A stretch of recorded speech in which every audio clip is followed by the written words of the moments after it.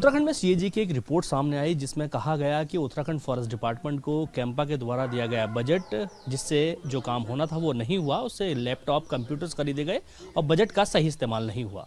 इसको लेकर के हमारे साथ बात करने के लिए उत्तराखंड फॉरेस्ट डिपार्टमेंट के मिनिस्टर सुबोध उनियाल जी हमसे जानते हैं। कैंपा ने जो बजट कैंपा को दिया गया था, इसको लेकर के सीएजी ने जो आरोप लगाए हैं, जो उनकी रिपोर्ट में सामने आया है, उसको आप कितना उचित मानते हैं?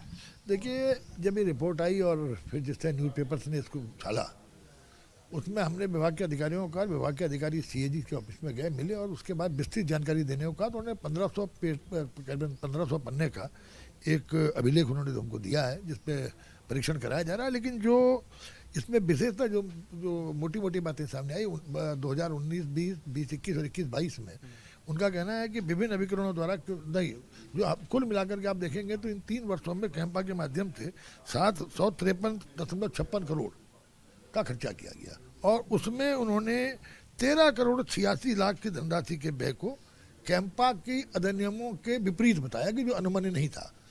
उनमें जो आप ये देखेंगे कि नर्सरी स्थापना, उन्होंने कहा कि नर्सरी नहीं स्थापित की जा सकती है कैंपा के बजट से, जो कि अभी इस पर हमारे अधिकारी इसका परीक्षण कर रहे हैं, क्योंकि नर्सरी प्लांटेशन किया जाता है तो नर्सरी के प्लांट्स उपलब्ध होते हैं। तो मैं समझता हूँ इसकी भी जांच उसमें कर रहे हैं। और दूसरा भवनों का मेंटेनेंस का है कि उस कैंपा के पैसे से कई भवनों को कि उनके अनुरक्षण पे खर्चा किया गया, जबकि कैंपा में एक प्राविधान है कि जो कैंपा के फंड से जो कैंपा के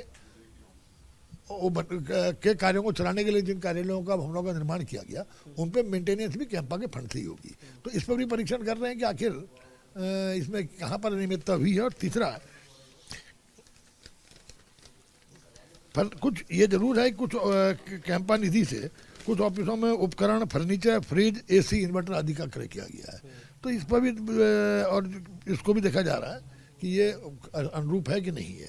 चौथी चीज ये थी, मोबाइल फ़ोन के लाया तो मात्र 2 मोबाइल फ़ोन इस निधि से खरीदे गए हैं। मेरे ख्याल से हल्द्वानी ईस्ट का है।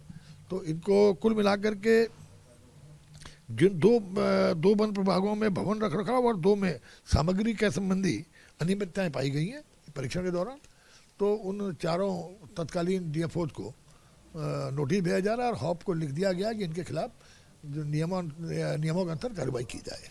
अच्छा, ये जो डीएफओज या जो डिविजन्स में अधिकारी होते हैं, कई बार इनके खिलाफ ऐसी चीज़ें सामने आती हैं, कार्रवाई के लिए कहा जाता है लेकिन ठोस कार्रवाई इनके खिलाफ नहीं होती, जिससे इन लोगों देखे हैं कि पिछले 3 वर्षों में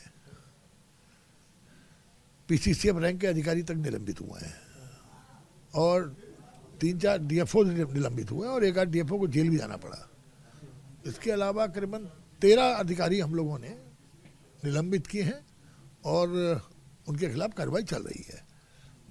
तो ऐसा नहीं है, हमारे 3 वर्षों के कार्यकाल में जहां पर कोई अनियमितता की शिकायत आई, निश्चित रूप से कार्रवाई की गई और कम से कम 50 से ज़्यादा रेंजर, वन दरोगा, फॉरेस्टर कुल मिलाकर के इनके खिलाफ कार्रवाई की गई है।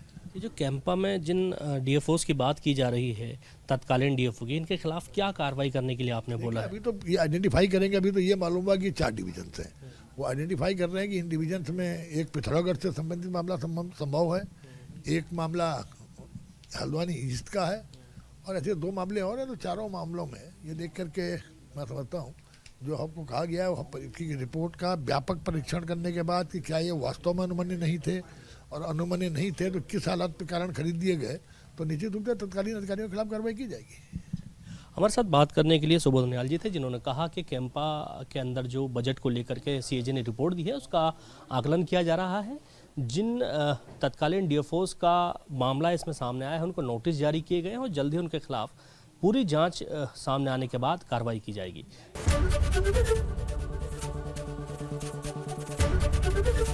एबीपी गंगा, खबर आपकी, जुबान आपकी।